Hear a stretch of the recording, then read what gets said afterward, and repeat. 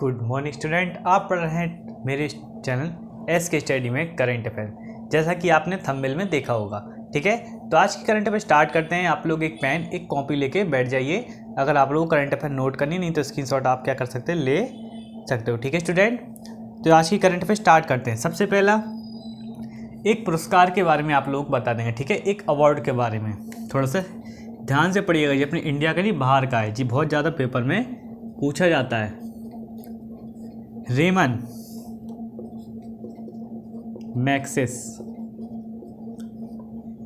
Magsaysay पुरस्कार 2022 के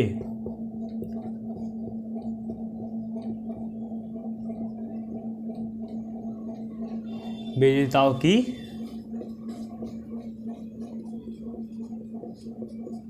घोषणा। ठीक है, रेमन मैग्सेस पुरस्कार 2022 के विजेताओं क्या कर दी गई, घोषणा कर दी गई। इस चीज़ को बताया गया है और इस पुरस्कार के बारे में बताया जाता है कि इसे फिलीपींस के इस पुरस्कार रेमन मैग्सेस पुरस्कार किसके कहाँ से लिया गया ये भी आपको बता रहे हैं। ये फिलीपींस के गणराज्य के 7वें, ठीक है, फिलीपींस के गणराज्य के 7वें राष्ट्रपति द्वारा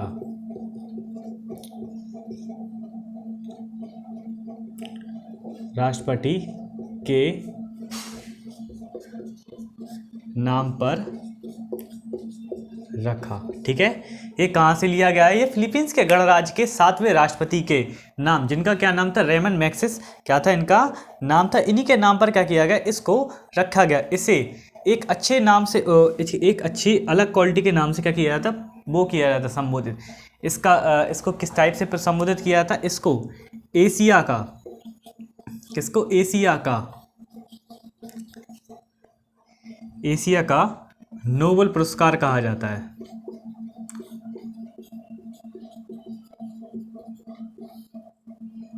ठीक है, इसे एशिया का नोबेल पुरस्कार के नाम से जाना जाता है। आप लोगों ने इतना भी पढ़ा होगा, कहीं ना कहीं बहुत ज़्यादा पढ़ा होगा, तो आपने इस चीज़ को देखा होगा कि एशिया का नोबेल पुरस्कार किसे कहा जाता है। तो आप क्या कहोगे, आप कहोगे रेमन मैग्सेस को एशिया का नोबेल पुरस्कार क्या किया जाता है, कहा जाता है। ये कहाँ के राष्ट्रपति थे, ये फिलीपींस के 7वें राष्ट्रपति थे। किसके, गणराज्य के, फिलीपींस के गणराज्य के 7वें राष्ट्रपति थे। ठीक है, इनके द्वारा क्या किया गया, इस पुरस्कार को घोषित किया गया। इनके विजेताओं की नाम लिस्ट भी क्या किए गए, घोषित किए गए। ठीक है, आपको इतना याद नहीं रखना है, सिर्फ आपको जो जो याद रखना है सिर्फ वही आपको बताएंगे। ठीक है, इसमें प्रथम बार इसे कब पुरस्कार को दिया गया, तो इसे प्रथम पुरस्कार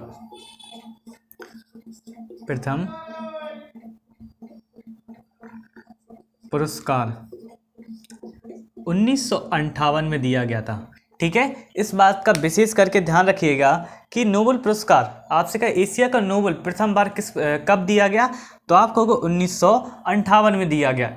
एशिया का नोबेल किसे कहा जाता है, आप कहोगे रेमन मैग्सेस पुरस्कार को एशिया का नोबेल कहा जाता है। ठीक है, और फिर फिलीपींस के गणराज्य के 7वें राष्ट्रपति के नाम पर क्या किया गया, इस पुरस्कार का नाम रखा गया है। ठीक है, इसका थोड़ा विशेष ध्यान रखिएगा आप लोग, क्योंकि कभी कभी होता है ना, कुछ चीज़ों में प्रॉब्लम्स हो जाती हैं। ठीक है, तो आप लोग क्या करना है, इसका विशेष करके क्या रखना है, ध्यान रखना है कि हमें किस टाइप से इस पुरस्कार को संबोधित करके अगर क्वेश्चन पूछे जा सकते हैं, इसका थोड़ा रखिएगा ध्यान। अब चलते हैं नेक्स्ट पॉइंट पर।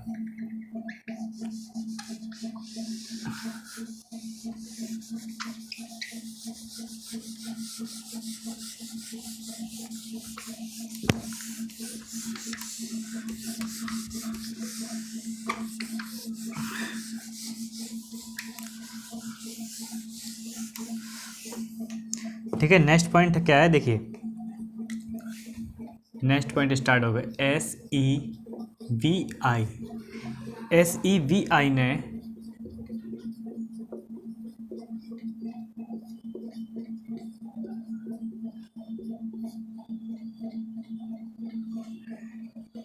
ने SBVI ने साइबर सुरक्षा पैनल में सदस्यों की संख्या बढ़ाई, किसमें? शहरी सुरक्षा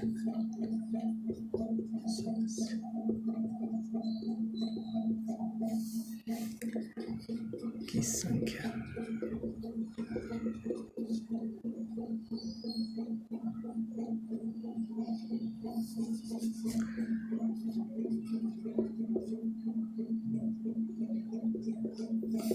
ठीक है, क्या किया?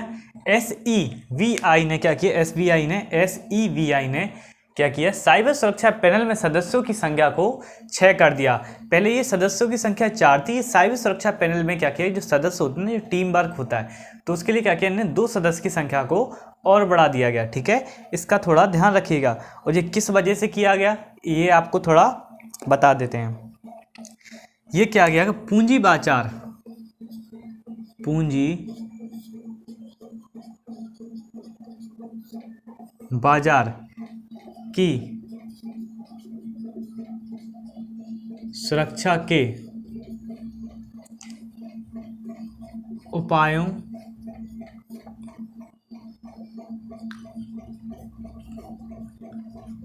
का सुझाव प्लस पुनर्गठन।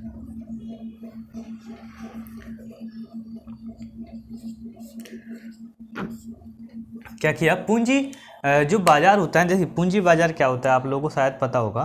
जैसे आपने सुना होगा मार्केट से पैसा उठाया किसी ने, तो मार्केट से जैसे जो आप लोग क्या होता है, फैमिली में भी होता है कुछ जगह कि जो पत्ती होती, पत्ती एक तरह से छोटा सामूहिक बैंक टाइप से कहते हैं जिसे, तो उसमें क्या होता है 13-14 लोग मिलकर पत्ती डालते हैं, मतलब पैसे डालते हैं, इकट्ठा करते हैं हर महीने कि 30-40 हज़ार रुपये की किस्त होती है।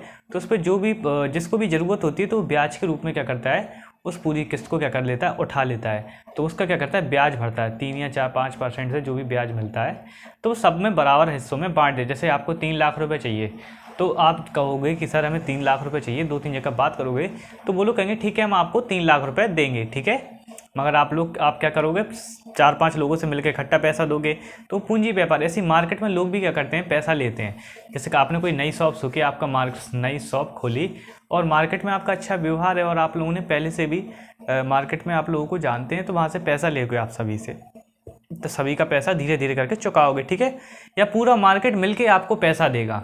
ठीक है, जैसा भी उनसे हो सके। ठीक है, तो वो क्या होते हैं, वो पत्ती टाइप होता है। इसीलिए इसी को ध्यान रखते हुए इसमें पूंजी बाजार की सुरक्षा के उपाय, कि जैसे कि आप किसी को पूंजी बाजार मतलब एक मार्केटिंग किसमें मनी के रूप में आर्थिक बाजार के लिए क्या किया गया, इसकी सुरक्षा के उपाय कि आप ऑनलाइन पेमेंट कर रहे हैं या ऑनलाइन किसी प्रकार का आप कुछ कर रहे हैं, तो आप क्या कर सकते हो, उसका पुनर्गठन के लिए क्या कर सकते हो, उसका पुनर्गठन किया जाएगा। और उसके उपायों सुझाव की मतलब और किस अच्छे तरीके से हम इस बाज़ार को क्या कर सकते हैं, अच्छे तरीके से मोटिवेट करके लोगों को इसमें पैसा डालने और पैसा निकालने के लिए क्या कर सकते हैं, संबोधित कर सकते हैं। क्योंकि इसमें फ़ायदा है, उन लोगों को उसके फ़ायदे बताए जाएंगे और उनके द्वारा किए गए काम बताए जाएंगे कि इसके द्वारा हमें क्या क्या फ़ायदा होगा और इसके द्वारा आप भी कितने का लाभ अगर उठाना है, तो आपको भी ज़रूरत है पैसे की, तो आप भी उठा सकते हो। इसी के लिए क्या किया, और साइबर सुरक्षा मतलब कि बाहरी खतरों, जैसे कोई हैकिंग करके इस बाज़ार को तहस नहस, जैसे कि शेयर मार्केट हुए, ये बड़े बड़े बाज़ारों के लिए, शेयर मार्केट में आप कोई शेयर खरीद रहे हो, ठीक है, इस टाइप से भी इस चीज़ को देखा जा सकता है। वैसे शेयर मार्केट के तौर पर आपको देखना है तो शेयर मार्केट के तौर पर देखिए, नहीं तो बड़े बड़े ट्रांजेक्शन होते हैं, जैसे करेंट अकाउंट होता है ना, तो उसके लिए बड़े बड़े ट्रांजेक्शन होते हैं, उसके लिए भी ये इस चीज़ के लिए देखा गया है। ठीक है, कि उन लोगों के अकाउंट भी सेव रहें, बहुत सारी चीज़ें इसमें आ जाती हैं, किसमें, पूंजी बाजार के अंतर्गत। ठीक है, इनका पुनर्गठन मतलब जैसे कि कोई कंपनी या किसी भी चीज़ के शेयर या कोई कंपनी डूब रही है, तो उसको क्या करें, पुनः उसमें पैसा लगा के उसको उठाया जाए, इस चीज़ पर विशेष ध्यान दिया जाएगा। इसी के लिए उन्होंने क्या किया, 4 सदस्यों से कितनी डायरेक्ट 6 सदस्यों की टीम कर दी। ठीक है, उसके अध्यक्ष के रूप में कौन है, इसके अध्यक्ष कौन है, देखिए इसके अध्यक्ष हैं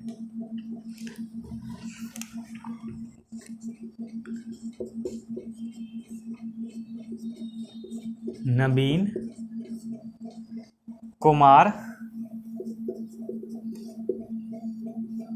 सिंह। नवीन कुमार सिंह क्या है, इसके अध्यक्ष के रूप में क्या करते हैं, कार्यरत हैं, मतलब कि कार्य कर रहे हैं, ठीक है, कार्यरत है मतलब ही इस पर क्या कर रहे हैं, कार्य कर रहे हैं, ठीक है। और अन्य सदस्य के रूप में इनको मिलाकर इनके साथ और कौन कौन है, देखिए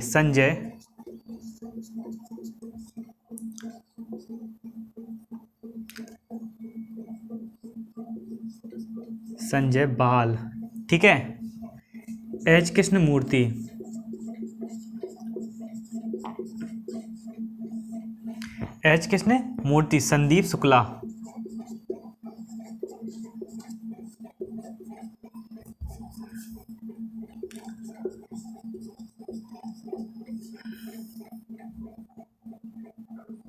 संदीप शुक्ला, देवदीप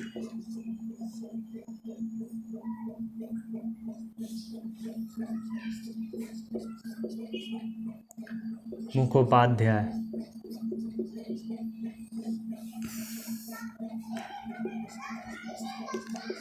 सुगाता गंगोपाध्याय, ठीक है। ये क्या है, इसमें सदस्य। अब आप कहोगे कि ये तो 5 हैं। देखिए किसी भी सदस्य की टीम होती है तो उसमें एक अध्यक्ष और बाकी सदस्य होते हैं। ये देखिए नवीन कुमार को मिलाकर इसमें 6 सदस्य हो रहे हैं, तो ये कितने 6 सदस्यों की टीम है, जिसमें अध्यक्ष के रूप में किसको, नवीन सिंह को क्या किया गया है, चुना गया है, ठीक है। इसके साथ ही संजय बहाल, एच कृष्णमूर्ति, संदीप शुक्ला, देवदीप मुखोपाध्याय, ठीक है, स्वागत गंगोपाध्याय, ठीक है, ये क्या इसमें शामिल है, मतलब किस टीम में, साइबर सुरक्षा पैनल में 6 लोग अब क्या हो गए हैं, शामिल हो गए। इसका थोड़ा सा आप लोग ध्यान रखिएगा इस क्वेश्चन का। क्यों, हर क्वेश्चन का इसलिए बोलते हैं क्योंकि आप लोग किसी भी चीज़ का थोड़ा भूल ना जाए, ठीक है।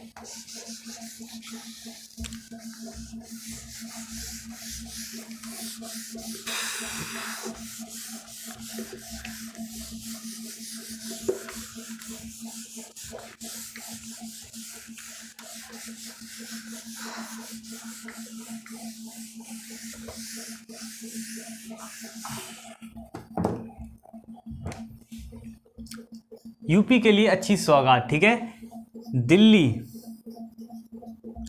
एनसीआर के तर्ज पर,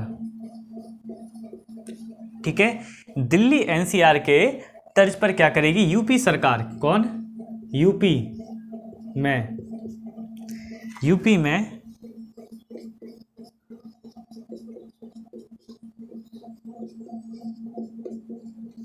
राजधानी क्षेत्र, कौन सा, यूपी में राजधानी क्षेत्र विकसित करेगा,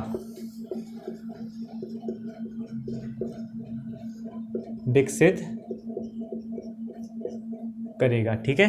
क्या करेगा, दिल्ली एनसीआर के तर्ज पर यूपी में क्या करेगा, राजधानी क्षेत्र को क्या करेंगे, विकसित करेंगे। मतलब जैसे कि दिल्ली एनसीआर में जिस क्षेत्र को विकसित किया गया है उसी को देखते हुए यूपी में भी क्या किया जाएगा, इस पर विशेष ध्यान देते हुए इसको विकसित किया जाएगा, ठीक है। किसको विकसित किया जाएगा, यूपी के राजधानी क्षेत्र को, ठीक है। इसके अंतर्गत क्या क्या आएगा, भविष्य की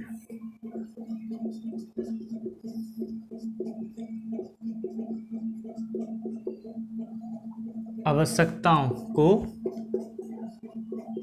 देखते हुए,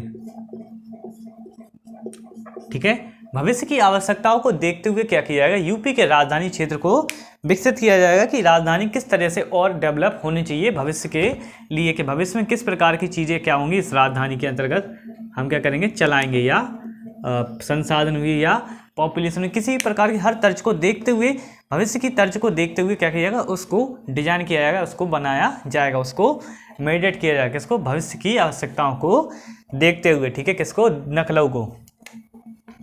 इसमें नकलऊ राजधानी, यूपी की राजधानी क्या है, नकलऊ, प्लस अन्य जिले में क्या, अब देखिए दिल्ली ऐसा तो है नहीं है कि नकलऊ अकेले को कर दिया जाएगा तो अगल बगल के गांव वाले सुधर जाएंगे, ऐसा नहीं है, मतलब अच्छा उनके यहाँ विकास हो जाएगा, ऐसा नहीं है। पहले नकलऊ को देखा जाएगा, राजधानी है, और इसके आसपास के क्या हो जाएगा, जो जिले हैं, ठीक है, जिलों, आसपास के जिलों, जिसके अंतर्गत उन्नाव,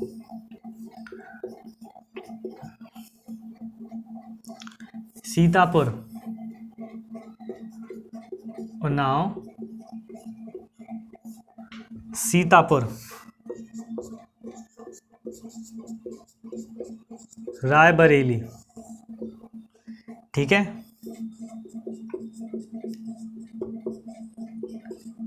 बाराबंकी,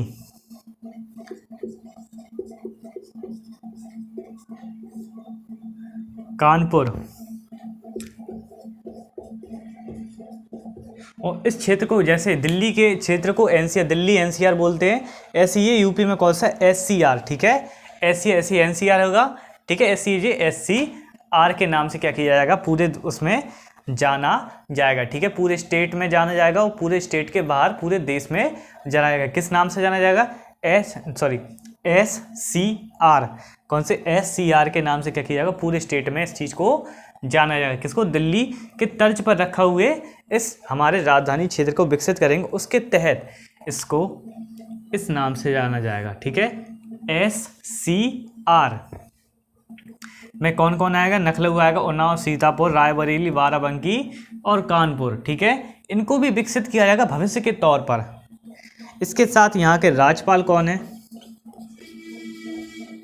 और सीएम कौन है, ये 2 पॉइंट क्या होते हैं, याद रखने योग्य होते हैं, क्योंकि आप लोगों को इस पर विशेष ध्यान देना है।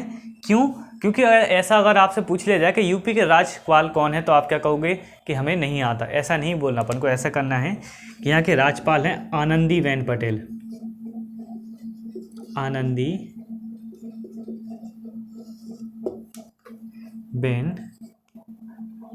पटेल।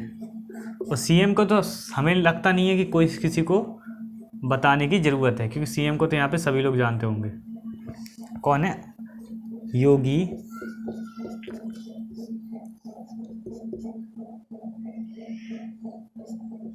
आदित्यनाथ।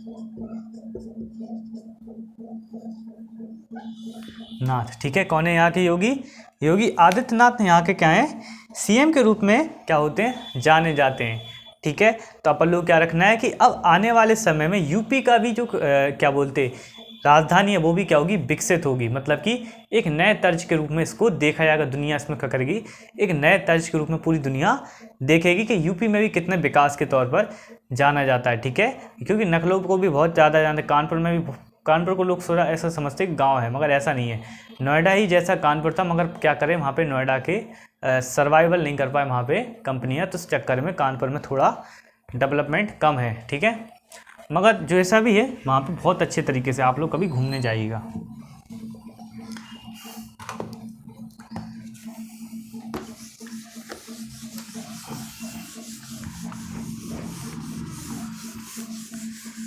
दो 4 मिनट अगर जैसे मिटाते हैं तो आप लोग पढ़ लीजिएगा। ठीक है, कोई भी करंट अफेयर या फूड स्क्रीनशॉट अगर लेना हो तो कमेंट कीजिए, आप लोग को स्क्रीनशॉट दिए जाएंगे।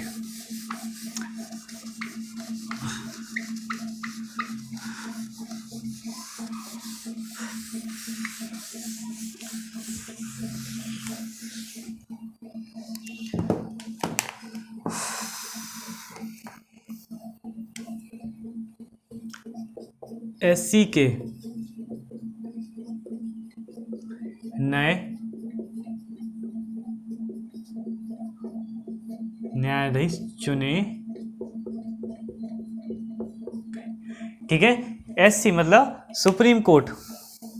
ठीक है, सुप्रीम के क्या कोर्ट के क्या किया गया, एक नए न्यायाधीश को क्या किया गया, चुना गया। इनका नाम क्या है, इनका नाम है डीवी चंद्रचूड़। डीवी चंद्रचूड़ क्या इनका नाम है। ठीक है, इनको क्या किया गया, इनको कार्यकारी अध्यक्ष के रूप में क्या किया गया, नामांकित किया। किसके रूप में, कार्यकारी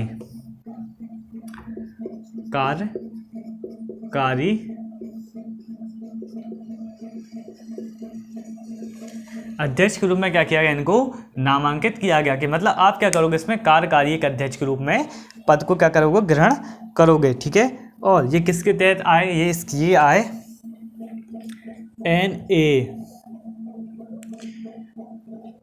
NALCA। ये क्या है इसका फुल फॉर्म, NALSA। इसका फुल फॉर्म क्या है, इसका फुल फॉर्म है राष्ट्रीय कानून सेवा प्राधिकरण। कौन सा, राष्ट्रीय, ये डायरेक्ट ये लिख दिए कि अध्यक्ष ये किसके तहत है, ये राष्ट्रीय।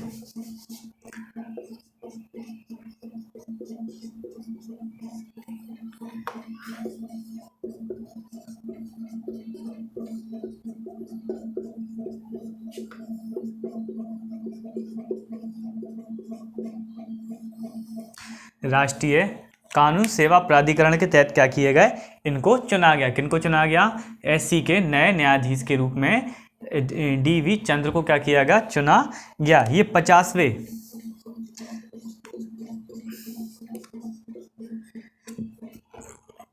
CJI, ठीक है, सेंटर जस्टिस ऐसे कुछ होगा इसका नाम, के रूप में, CJI के रूप में नवंबर 2022 में क्या करेंगे, अपना पद ग्रहण करेंगे। कब करेंगे, नवंबर 2022 में क्या करेंगे जी, अपना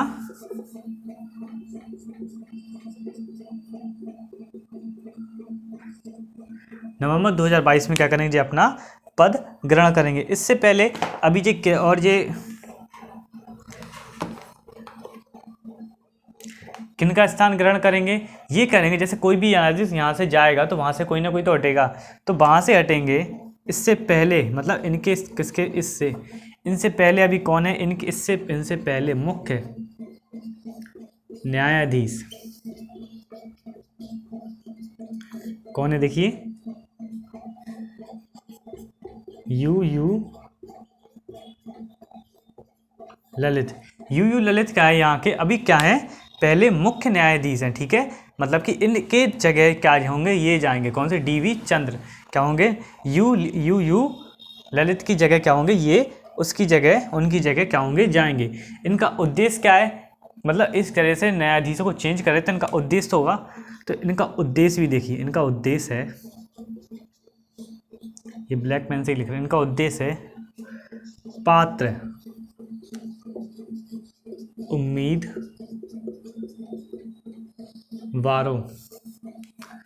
को मुफ्त कानून सेवाएं प्रदान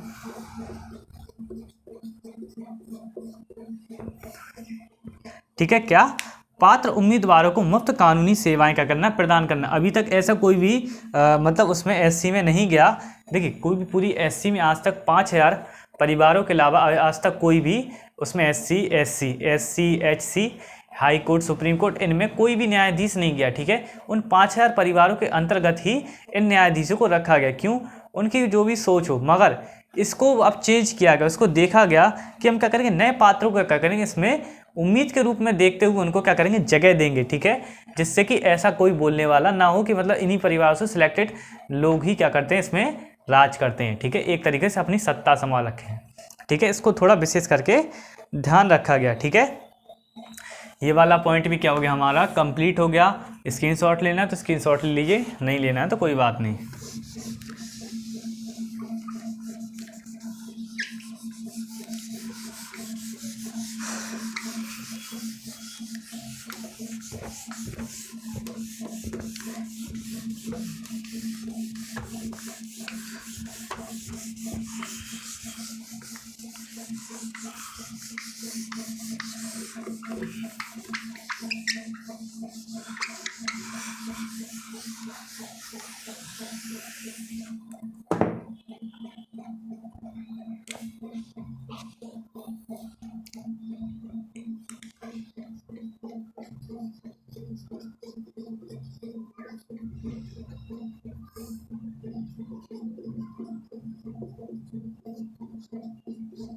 कर्नाटक सरकार ने क्या किया, ग्लोबल स्टार्टअप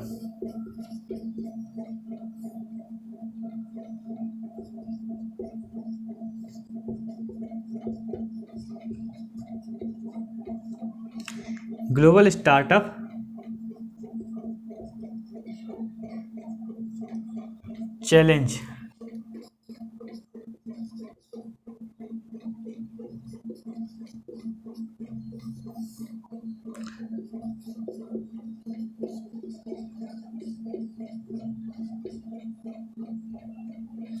क्योंकि कर्नाटक सरकार ने ग्लोबल स्टार्टअप चैलेंज वर्चुअल क्या किया, स्टार्टअप किया, लॉन्च किया। ठीक है, क्या किया, कर्नाटक सरकार ने ग्लोबल स्टार्टअप चैलेंज बैचुराइज लॉन्च किया, बैचुराइज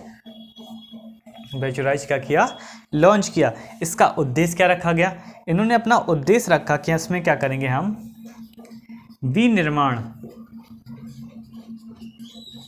विनिर्माण मतलब और अधिक तरीके से क्या करेंगे, निर्माण करेंगे, मतलब अधिक तरीके से इसके अंतर्गत जो भी चीज़ों स्टार्टअप में, ग्लोबल स्टार्टअप में चीज़ें होती ना, बिल्डिंग या किसी ऑफिस या और भी अनेक प्रकार की बहुत सारी चीज़ें आती हैं। आप ग्लोबल स्टार्टअप डालोगे तो बहुत सारे के बिजनेस आएंगे, उसी टाइप में क्या, उसके विनिर्माण प्लस स्थिरता। ऐसा ना हो कि स्टार्टअप किया और वो ख़त्म हो गया। ठीक है, इसकी स्थिरता से स्टार्टअप को पुरस्कृत करना,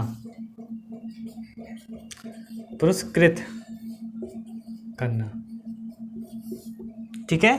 इनका उद्देश्य है कि जो भी स्टार्टअप में क्या होगा, स्थिरता और जो भी विनिर्माण प्लस स्थिरता से स्टार्टअप को क्या किया जाएगा, पुरस्कृत किया जाएगा। नए नए स्टार्टअप जो हो रहे हैं ना, उनको क्या किया जाएगा, नए नए तरीके से उनके देखे हुए उनके विनिर्माण मतलब उनकी तरह किए गए अपने निर्माण और उनकी स्थिरता को देखते हुए उनको क्या किया जाएगा, पुरस्कृत किया जाएगा।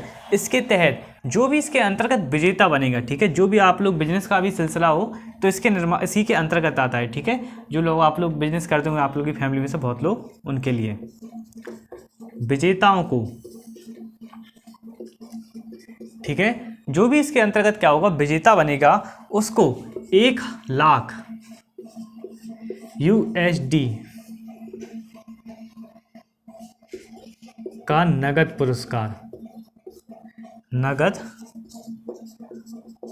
पुरस्कार दिया जाएगा। ये किसके द्वारा, कर्नाटक सरकार, जो कर्नाटक के अंतर्गत क्या किया गया, स्टार्टअप चैलेंज बैचुराइज लॉन्च किया गया, जिसके अंतर्गत 1 लाख USD का नगद क्या किया जाएगा, पुरस्कार दिया जाएगा। और इसको किसके तहत जोड़ा गया, इसको जोड़ा गया इन्वेस्ट कर्नाटक 2022 का हिस्सा है। ठीक है, ये क्या है, 2022 का क्या है, हिस्सा है। कौन सा इन्वेस्ट कर्नाटक 2022 का क्या है, ये हिस्सा है। कौन सा, ग्लोबल स्टार्टअप चैलेंज बैचुराइज, ठीक है, बैचुराइज। ठीक है, इसका थोड़ा विशेष करके ध्यान रखिएगा। ठीक है स्टूडेंट, आज के लिए इसमें इतना ही। वीडियो को प्लीज़ लाइक शेयर, चैनल को सब्सक्राइब करना बिल्कुल भी ना भूलें और अपने आसपास थोड़ा सफाई थोड़ा रखें। ठीक है, इसका थोड़ा विशेष ध्यान रखें। और